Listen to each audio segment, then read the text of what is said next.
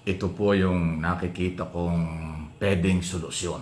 Kasi alam nyo, lahat tayo po entitled na magbigay ng paniniwala kung ano ang solusyon para sa kabubuti ng bayan, ng bansa, at hindi tayo pwedeng maging mas pabigat pa.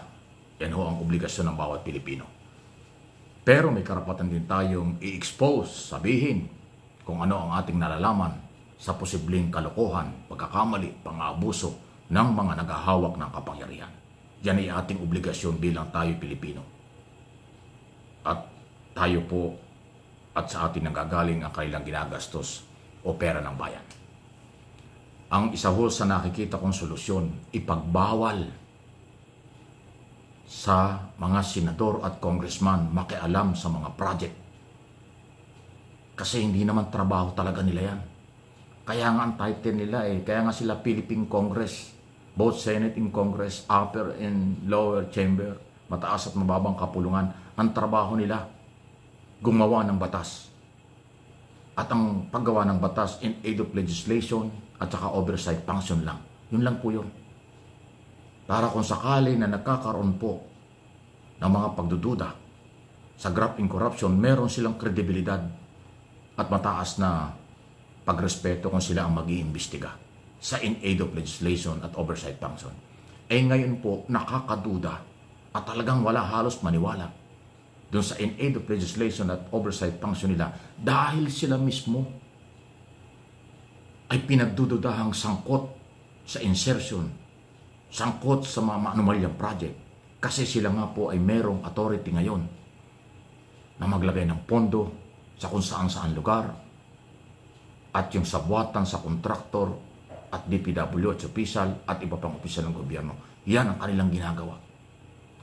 Kaya ngayon na pumutok ang anomalya matapos i-expose, ihayag ni Pangulong Marcos ang katiwalian at nanawagan ng suporta mula sa mamamayan. Ngayon sila nagkukumahog mag-imbestiga. Nasaan ang closure niyan? Magkakaroon ba ng kapanipaniwalang resulta ang kanilang investigasyon na sila rin ang dapat imbestigahan?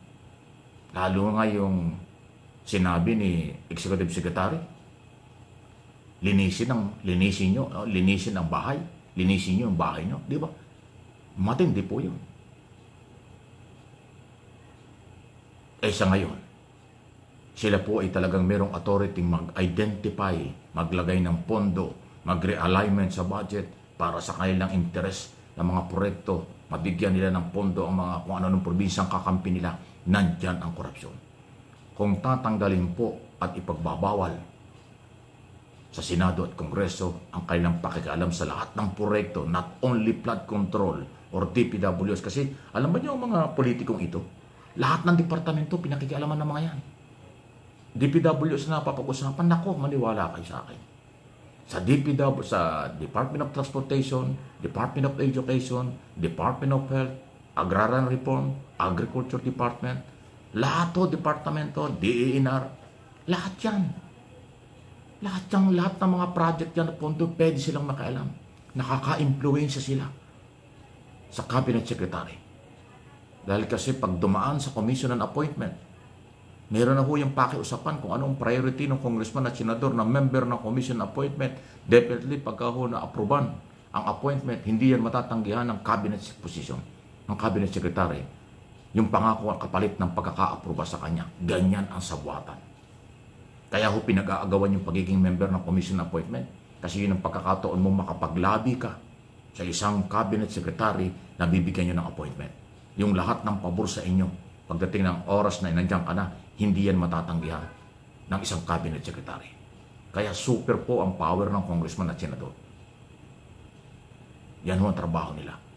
So yung kanilang koneksyon at kanilang ginawa dyan sa kanilang posisyon, luluhod at susunod ang mga cabinet position, cabinet secretary. Dahil dumaan sa kapangyarihan ng Kongreso at Senado, especially sa Commission on Appointment. Lalo na ho sa budget, kasi nga sila yung naghihiring. Sila ho yung sumusuri ng budget. Pag binigay mo sa congressman at senador yung pabor sa kanya, magiging bulag at bingi na yan. Para doon sa kaduda-dudang budget. Ganon po ang katindi. Gamit ng congressman at ng senador, hindi ko nilalahat ang kanilang kapangyarihan. para kontrolin ng cabinet secretary, ang executive department at kanilang makuha ang kanilang pangailangan. Kanilang pera, kanilang project para kanilang gamitin at doon na ho papasok ang korupsyon. Kasi yung mga kontraktor na nagdo-donate sa kanila, donor sa kanilang kampanya, yun ang bibigyan ng mga kontrata. Baliwala yung bidding kung sinong kaibigan niya na nananalo. Walang magawa yung district engineer pag tinawagan ng politiko yan. Engineer, ito yung kontraktor ko, diyan mo ibigay yung project. Ganun na ang usapan niya.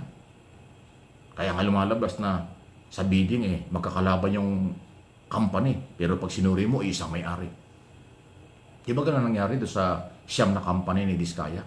Naglaban-laban kunwari sa bidding, pero pala isang company. Naloko na, di ba niloloko tayo? O kaya kunwari nagbibidding, yung pala merong lagayan. Halimbawa, kontraktor ako ang mananalo. Yung ibang kontraktor, bibigyan ko na lang. O ito yung 200 million mo, ito yung 100 million mo, akin ito yung ako ang mananalo. Ganyan. Kaya sa bidding pa lang may kurakot na, may korupsyon na. Ay lahat ito pera ng bayan.